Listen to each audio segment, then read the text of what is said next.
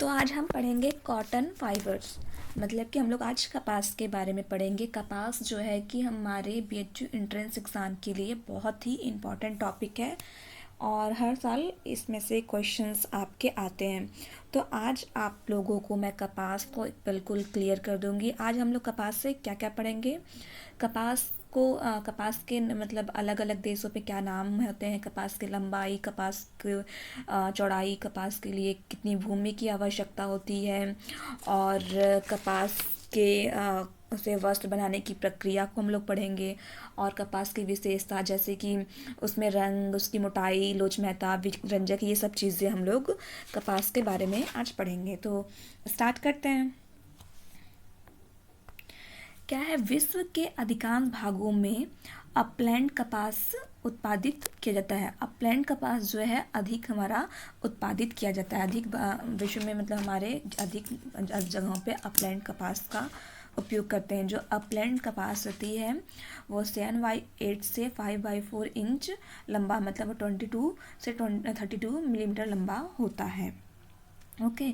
मिस्र में होने वाला जो मिस्र में कपास उत्पादित किया जाता है उसे मिस्री कपास कहते हैं। और जो पीमा कपास होता है वो अमेरिका में बोया जाता है। ठीक है, तो अगर आपको क्वेश्चन किया जाता है पीमा कपास कहाँ बोया जाता है, तो पीमा कपास कहाँ बोया जाता है, अमेरिका में बोया जाता है। और ये देखिए इंपॉर्टेंट है, संयुक्त राज्य अमेरिका में पूरे विश्व का 40% भाग जो है कपास होता है। और कपास उत्पादन में भारत का कौन सा स्थान है, भारत का दूसरा स्थान है। और सबसे बड़ी बात है, कपास को हम लोग रेशों का राजा कहते हैं। अगर आपके क्वेश्चन आते हैं रेशों का राजा किसे कहा जाता है, तो रेशों का राजा हम लोग कपास को ही कहते हैं। और कपास को रेशों का राजा क्यों कहा जाता है, क्योंकि कपास जो है वो प्राचीन, मतलब सबसे पुराना रेशा कपास ही है और सबसे इससे बने वस्त्र सबसे अधिक उपयोगी में आने वाले वस्त्र होते हैं। फिर कपास के लिए भूमि। अब देखते हैं हमें कपास के लिए कैसी भूमि की आवश्यकता होती है। तो कपास के लिए उष्णकटिबंधीय जलवायु, हमारा जो कपास के लिए जलवायु जो होती है वो उष्णकटिबंधीय होनी चाहिए। और काली रेतीली मिट्टी उत्तम होती है। कपास के लिए हम लोग काली और रेतीली मिट्टी का उपयोग करते हैं। क्षारीय भूमि कपास की खेती के लिए अच्छा होता है। और कपास की खेती के लिए 200 गर्म दिनों की आवश्यकता होती है, मतलब कपास जो है वो 200 दिनों में हो जाता है। पाला होता है वो कपास के लिए हानिकारक होता है। अगर हमारे कपास के पौधों में पाला लग गया तो वो हमारे कपास को नष्ट कर देगा। अब हम पढ़ेंगे कपास से सूत निर्माण की प्रक्रिया। क्या पढ़ेंगे, सूत, कपास से सूत, कपास से हमारा सूत कैसे बनता है। सबसे पहले क्या है, बिनोल निकालना। ठीक है, बिनोल क्या है, कपास के जो ढूढ़ होते हैं, मतलब जो ढूढ़ होते हैं उनको हम लोग बिनोल कहते हैं। ठीक है, कपास के ढूढ़ में 2/3 भाग बीज होते हैं जिन्हें बिनोल कहा जाता है और 1/3 भाग तंतु होते हैं। मतलब जो बीज होते हैं उन्हें हम बिनोल कहते हैं और वो 2/3 भाग जो हमारा बिनोल होता है और 1/3 हमारा तंतु होता है। ठीक है, फिर बीज से तंतुओं को अलग करने की विधि। बीज से हम लोग विनोल हमारा मिल गया, बीज मतलब अब इससे हमारा जो तंतु है वो अलग करने की विधि क्या है। पहले सलाई ओटनी, ये क्या होता है, इसमें दो वस्तुओं का प्रयोग मिला जाता है, एक सलाई और ओटनी। सलाई को रॉड कहते हैं, इससे विनोल को अलग किया जाता है। और इससे और ओटनी जो है उससे भी, ये दो चीज़ों का उपयोग करके हम सलाई और ओटनी का उपयोग करके बीज से ये कपास को अलग करते, कपास के तंतु को अलग करते हैं। हाथ द्वारा भी हमारा बिनोल से अलग होता है। इसमें क्या होता है कि जिसमें ऊपर का बेलन भारी व लोहे का नीचे वाला बेलन खुरदरा लकड़ी का प्रयोग किया जाता है। दोनों बेलनों को समांतर क्रम में एक हैंडल की सहायता से चलाया जाता है। जब दोनों बेलनों के मध्य बिनोल सही कपास रखा जाता है तो हैंडल को घुमा दिया जाता है। इस प्रक्रिया को कई बार करने से, मतलब उसको घुमाएंगे तो इस प्रक्रिया उससे कई बार करेंगे तो कपास अलग हो जाएगा और बीज अलग हो जाएंगे। अब आता है मशीन के द्वारा ओटनी। अब देखते हैं मशीन के द्वारा ओटनी कैसे होती है, मतलब कप मशीन के द्वारा हम लोग बीज और कपास को कैसे अलग करेंगे। अब क्या कहते हैं, अब हमारे सारे काम जो हैं वो मशीन से होने लगे हैं, तो अब हाथ का उपयोग नहीं होता है। तो अब क्या होता है, विनोल को अलग करने के लिए मशीन द्वारा इसका उपयोग करते हैं। इस विधि से समय की बचत होती है और रेसे अच्छे प्राप्त होते हैं। इसमें मशीन द्वारा क्या होता है कि हमारा समय भी बचता है और रेसे अच्छे प्राप्त होते हैं, वेस्टिंग नहीं होती है।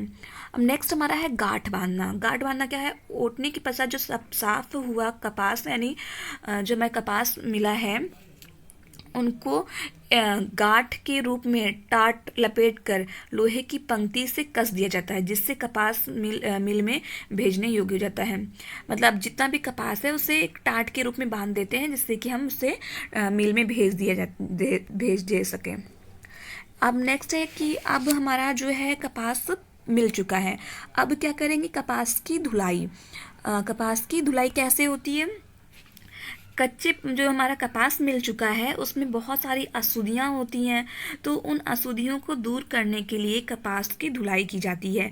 इसमें रेशा जो है समांतर करना और सुलझाना, ये सब क्रियाएं होती हैं। धुलाई को हम लोग कार्डिंग भी कहते हैं, ठीक है। इस प्रक्रिया में यंत्र कांटेदार हुक लगे होते हैं, यंत्र में जो कांटेदार हुक लगते हैं जिसको घुमाने से कपास के तंतु उस हुक में जो है कि फंस जाता है, फिर उसे खींचकर समांतर हो जाता है। बाद में इन साफ हुए समांतर रेशों को कीप से निकालकर मोटी गोलाई पट्टी के आकार में बना दिया जाता है। इस प्रकार झाड़ू के बराबर मोटी रेशे की डोरी प्राप्त होती है। कार्डिंग की क्रिया जो होती है उसके बाद समांतर रेशे एक डोरी के रूप में हमें प्राप्त होते हैं, जिसे हम लोग स्लाइवर कहते हैं। मतलब कि आपका जो धुलाई का प्रक्रिया है उसमें हमें रेशे को समांतर करते हैं और जो रेशा उलझा रहता है उसे सुलझाकर एक मोटे गोलाकार पट्टी के रूप में प्राप्त करते हैं, ठीक है। अब हमारा हो गया धुलाई, तो अब नेक्स्ट प्रक्रिया है दोहराना करना। क्या होता है कि अब जो हमारा वो कार्डिंग के बाद जो हमारा प्राप्त हुआ है डोरी, उसे मतलब क्या कहते हैं, छोटे छोटे तंतुओं को घनी, मतलब ये छोटे छोटे तंतुओं की घनी सरकरा होती है, इन तंतुओं को धुलाई के बाद एक छोटी पुनिया धागा, मतलब अलग अलग कर लेते हैं धागे के रूप में तैयार करना, उसे दोहराना करना करते हैं। अब नेक्स्ट हमारा है कंघी करना। कंघी करना क्या होता है,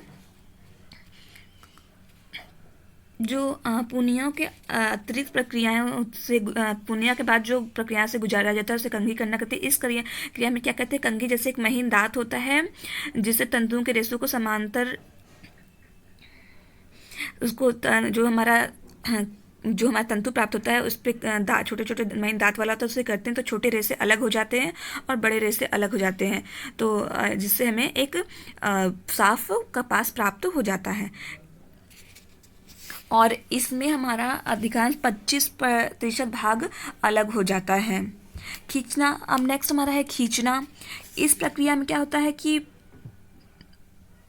पुनियाँ जो हैं अकेली होती हैं, इनमें विभिन्न संभावनाएं होती हैं। इसे खींचने की एक फ्रेम में रोलर की कई जोड़ियां होती हैं, हर अलग रोलर की गति जो होती है तेज होती जाती है। इस क्रिया में क्या करते हैं, तंतु को एक दूसरे के ऊपर लंबाई में खींचा जाता है, जिससे लंबी और पतली पोनी तैयार होती है। उसके बाद जो घनी पुनियों में बटाई की जाती है, बटाई करने हेतु रोलर को खींचने की फ्रेम में समांतर होती है, ठीक है। बटी हुई पुनियों को अलग अलग कर लेते हैं, जहाँ पर पहली ऐंठन दी जाती है और लपेटा जाता है, ठीक है। अब घुमाना क्या होता है, घुमाना इसमें क्या होता है कि जो हमें अब ऐंठन वाला जो तंतु प्राप्त हो गया है, तो तंतु को दूसरे मिल में भेजा जाता है। घुमाने की प्रक्रिया में कोई तनाव समर्थन नहीं होती है, जरा भी खींचने पर यह आसानी से टूट जाते हैं, क्योंकि और सब हमारे प्रक्रिया में जो है खींचने की प्रक्रिया में हमें अब पतली पुनियाँ प्राप्त हो गई हैं, और इससे हम जो महीन धागा जो हमें मिल गया है, अगर हम उसे ज़्यादा घुमाएंगे तो वो धागा आसानी से टूट जाएगा।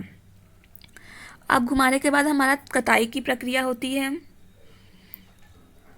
ठीक है।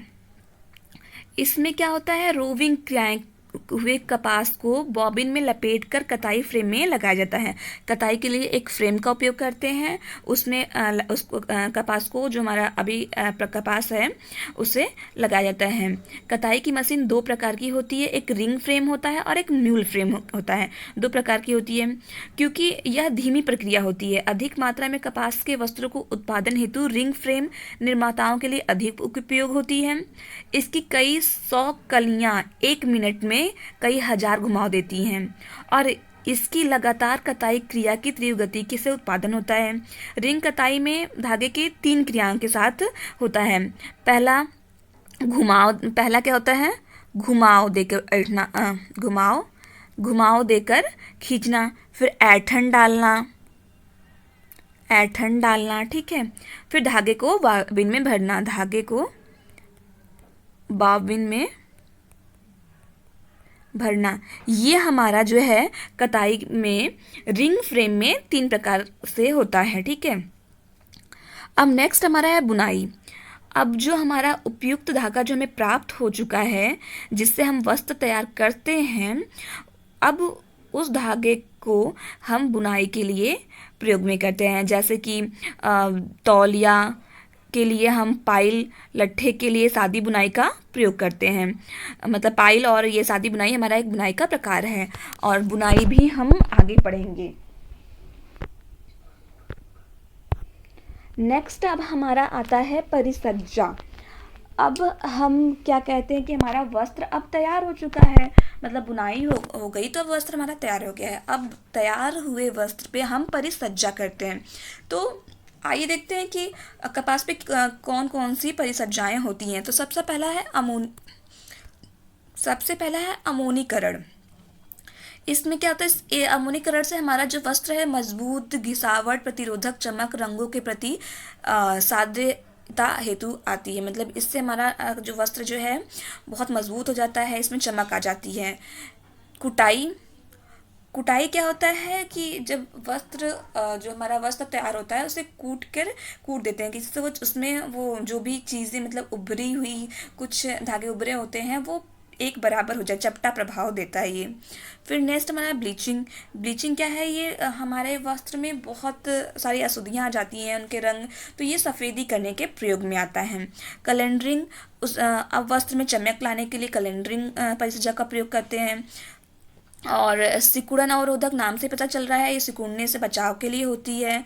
ड्रिप ड्राई से क्या होता है? प्रेस ना करने हेतु, मतलब ड्रिप ड्राई को हम लोग प्रेस ना करने के लिए प्रयोग करते हैं इत्यादि। और भी परिसज्जाएं हैं जैसे कि क्रेप प्रभाव, डीप ड्राई हो गया, क्रेप प्रभाव हो गया, एम्ब्रोसिंग हो गया, अग्नि प्रतिरोधक हो गया, ग्लेजिंग हो गया, इंसुलेटिंग हो गया, मोयरिंग, नेपिंग, ये सारी परिसज्जा हैं जो हमारा कपास पे की जाती हैं।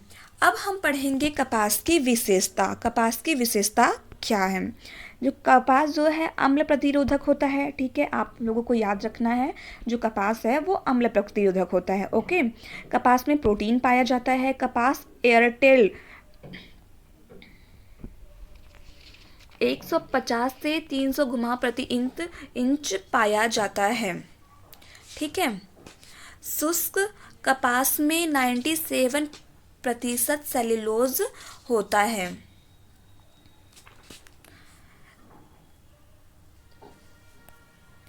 अगर आपको क्वेश्चन पूछा जाए शुष्क कपास में कितने सेल्यूलोज होते हैं, मतलब कितने प्रतिशत सेल्यूलोज की मात्रा होती है, तो 97% सेल्यूलोज की मात्रा होती है।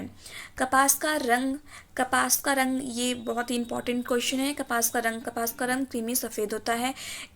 इजिप्शियन कपास पीले भूरे रंग का होता है। आपको क्वेश्चन पूछ दिया जाएगा कि कपास का रंग कैसा होता है, आपके पास ऑप्शन होगा, तो आपका कपास का रंग क्रीमी सफ़ेद रंग का होता है। अगर आपको नाम दे के पूछे इजिप्शियन कपास किस रंग का होता है, तो आप उसमें बोलेंगे पीले भूरे और रंग का होता है। दक्षिणी अमेरिका के नदियों के पास जो कपास पाया जाता है वो नीले रंग का पाया जाता है। जो दक्षिणी अमेरिका है उनकी नदियों के पास जो कपास पाया जाता है वो हमारा नीले रंग का पाया जाता है, ठीक है। अब नेक्स्ट हमारा है कपास की लंबाई।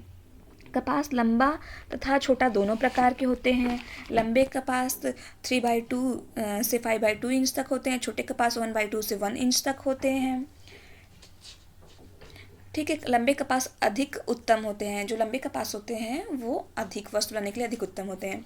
अब कपास की मोटाई 12 से 20 माइक्रोन होता है। कपास के पत्तों को घूमी हुई विपरीत दिशा में कुंडलियां बनी होती हैं जिससे स्पाइरल क्या कहते हैं। आपका एक क्वेश्चन आता है कि किस रेशे में कुंडलियां पाई जाती हैं, किस रेशे में कुंडलियां पाई जाती हैं, तो कपास के रेशे में कुंडलियां पाई जाती हैं।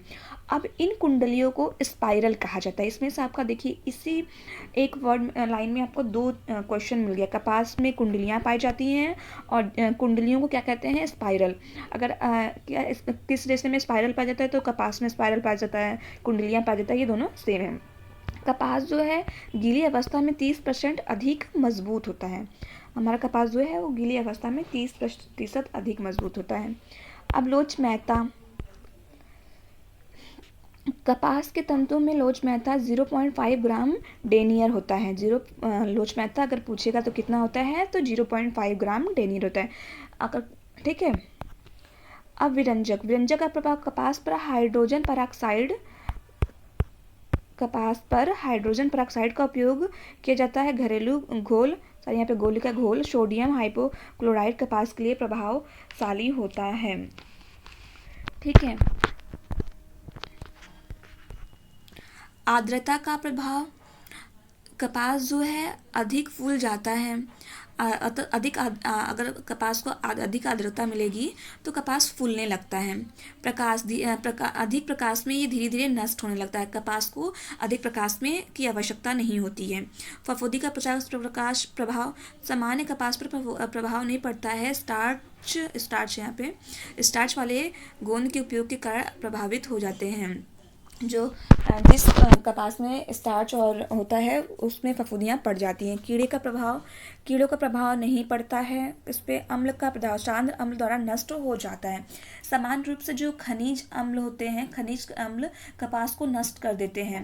तापक्रम जितना उच्च होता है, खनिज अम्ल का प्रभाव उतना ही अधिक होता है और सांद्र अम्ल द्वारा भी कपास नष्ट हो जाता है। क्षार का प्रभाव से कपास नष्ट नहीं होता है, लेकिन जो क्षार है उसका प्रभाव सर्वप्रथम 1884 ईस्वी में लेक शायर को केलिको प्रिंटर ने देखा, ठीक है। जब उन्होंने कपास के वस्त्र से सांद्र सोडियम हाइड्रोक्साइड को छाना तो देखा वस्त्र चिकना व सुंदर हो गया। मतलब कपास पर जो क्षार का प्रभाव वो उससे कोई प्रभाव नहीं पड़ता है, उसे नष्ट नहीं करता है। और सबसे इम्पोर्टेंट एक चीज़ मैं आप लोगों को बता दूं, कपास पे जो रंग सबसे अच्छा रंग कौन चढ़ता है, तो वाट रंग जो है वो कपास पे बहुत अच्छा चढ़ता है। थैंक यू फ्रेंड्स, मैंने आप लोगों को बहुत सारी चीज़ें बताई हैं। ये आपके एंट्रेंस के लिए बहुत ही इम्पॉर्टेंट है। आप अच्छे से इन्हें समझ लीजिए, पढ़ लीजिएगा, कपास आप लोगों को क्लियर हो जाएगा। मैंने आपको अधिक डिटेल में बताने की कोशिश किया जिससे आप भूलें ना, और आप छोटे छोटे टॉपिक को उसको क्लियर करते रहिएगा।